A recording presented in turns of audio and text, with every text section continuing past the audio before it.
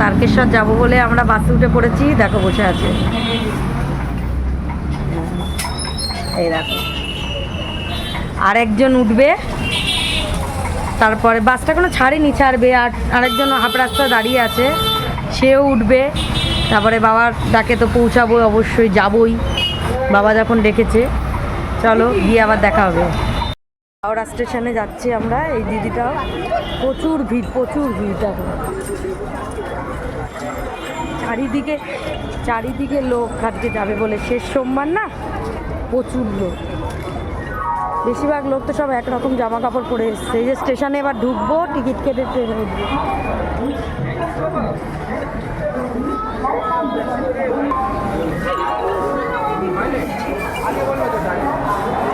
দেখো না, হ্যাঁ টিকিটটা তো কাটতে হবে, কেটে এই দেখো ভিড়, দেখো তাড়াতাড়ি লোক যাবে। ঠিক আছে, কত বড় বড় বাঘ নিয়ে যাচ্ছে সব। আমাদের বাঘটা নিয়েছে, আমাদের বাঘটা সাজায়নি, ওখানে সাজাবো।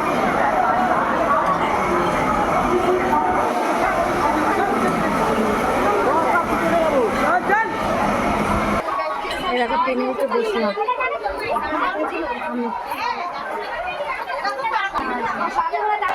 আমরা তো মেয়েরা লেডিস উঠেছি, আর ওর বাবা জেন্টসে উঠেছে জেনারেল। আজকে বসে দেখো ওই ট্রেনটা ছেড়ে দিয়েছে, দেখো আগে চাললো। এ বাবা, এটা আগে, হ্যাঁ আগে একটা ট্রেন ছেড়ে দিয়েছে, বুঝতে পারিনি। এ বাবা এটা কখন ছাড়বে?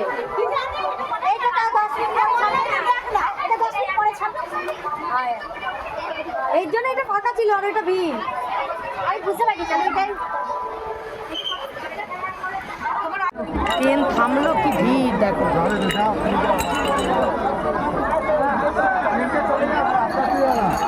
দেখেছো কি ভিড়। এই যে ছবি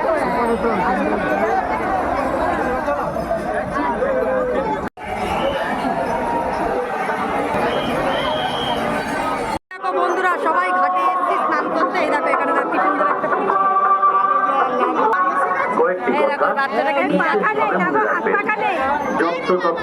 মলমূত্র ত্যাগ করবেন না। সুলভ শৌচালয়ের সুবন্দোবস্ত রয়েছে, সেটিকে ব্যবহার করুন। দেখো সবার বাঘ। এবং আমাদের এই ঘাট কমিটির পক্ষ থেকে বিশেষ আবেদন, প্লাস্টিক বর্জন করুন। ভবিষ্যৎ প্রজন্মকে সুরক্ষিত করতে প্রত্যেককে প্লাস্টিক বর্জন করতে হবে। রেডি হয়ে গেছি, হেঁটে বেরোচ্ছি, হাঁটছি। রেল লাইন সবে টপকালাম, তার আগে ভাবলাম একটু ফটো দিই, তুলি, আর তোমাদের সাথে একটুখানি শেয়ার করি। চলো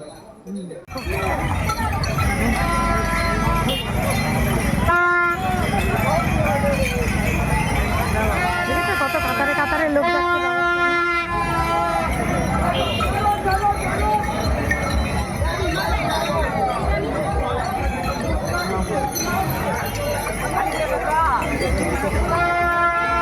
আবার আমার নাকি জল ঠল দিচ্ছে। বাবার কাছে একটা গাড়ি যাচ্ছে, কি সাজিয়ে নিয়ে যাচ্ছে, চলো দেখাই।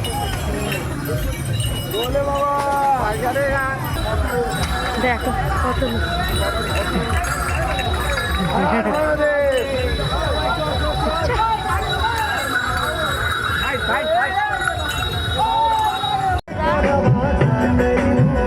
রাত্রি 10টা বেজে গেছে, তাও কাতারে কাতারে লোক। আমরা ডাকাত কালীবাড়ি দিয়ে বেরিয়ে গেছি অনেকক্ষণ, এবার কাশী বিশ্বনাথ যাবো। হয়তো আমার আওয়াজটা ভালো শুনতে পাচ্ছ না, কারণ এখানে এই দেখো একটু বসেছি, পায়ে একটু মলম লাগাচ্ছিলাম, পায়ে একটু ব্যথা করছিল বলে একটু উঠে যাবো।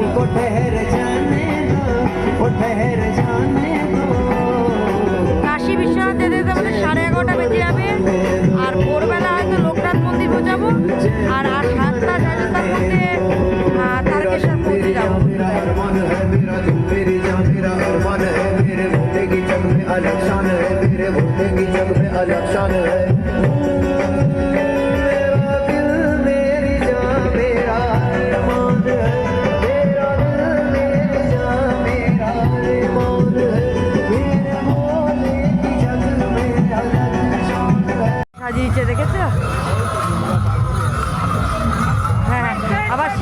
সানগ্লাস পরিয়েছে, বুঝেছো? আর দেখো কি বড় বড়।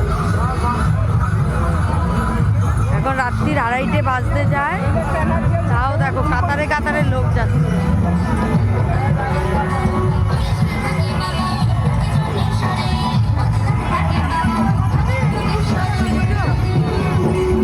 কেউ আবার রাম মন্দির বানিয়েছে, শিব বাবা বানিয়েছে, কেউ পঞ্চানন বানিয়েছে। দেখো ফাইনালি আমরা বাবার কাছে পৌঁছালাম, বাবা তারকেশ্বরের এই যে গেট। লোকনাথ ধাম আছে, আমরা লোকনাথ ধাম যাব। লোকনাথ ধামের থেকে আর 3 কিলোমিটার হলো বাবা তারকেশ্বর। এই যে বাবার গেট পেয়ে গেছি, খুব খুশি বাবার এই গেটটা দেখে। কারণ জানো তো হাঁটাটা খুব সহজ না, তাও মনে জোর রেখে চলছি। মাঝে মাঝে একটু বসিনি বলবো না, বসেছি। চলো আবার পরে দেখা হবে। সকাল 6টা বেজে গেছে, তাও কত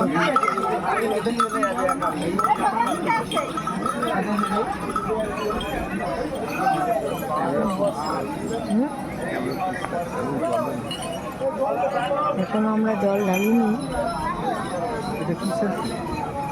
এটা রিয়েলমি।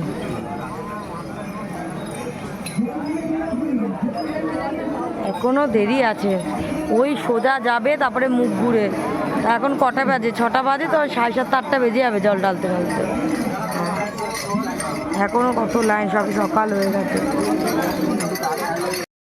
আমরা বাবার মাথায় জল দিয়ে বেরালাম, প্রচুর ভিড়। বাবাকে যেই গেট দিয়ে আমরা ঢুকে জল ঢালার জন্য যাই বাবার থানে এসে, সেই গেট পুরো বন্ধ। পুরো রেল লাইন টপকে আমাদের ঘুরে ঘুরে আসতে হয়েছিল। অনেক কষ্ট করে এসেছি, তারপরে দুধ পুকুরে স্নান করেছি, আর এবার চোঙে জল ঢালতে পেরেছি। দেখো এখনো কত ভিড়। এই জল, এ দেখো দুধ পুকুর, এই দেখো এটা হলো দুধ পুকুর।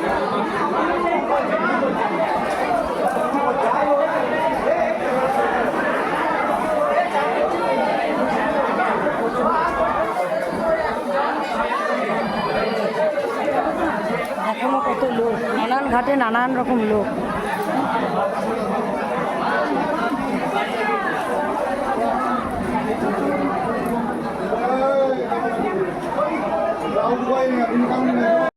আমরা জল ঢালতে পারলাম।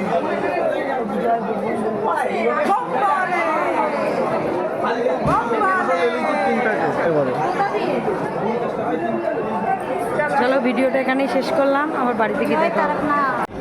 আমরা এখন সব ফিরছি। ট্রেন, এই ট্রেনটা দেখছো, এই ট্রেনটা করে সবাই এলো, এই ফিরছি। এখন 1টা বাজে, 1:09। এ দেখো ঘড়িটা দেখা যাচ্ছে, তোমরা স্পষ্ট বুঝতে পারছো কিনা জানি না। 1:09 ট্রেন থেকে নেমেছি। এবার খুব একটা কষ্ট হয়নি। এই যে দিদি আর আমার বর, এই যে আমি, যে বাবার মাথায় জল ঢেললাম। যেতে পারছিলাম না, প্রথম দিন থেকে খুব সমস্যা হচ্ছিল, তারপরে গেলাম। জানি না আমার আওয়াজ পাচ্ছে কি না।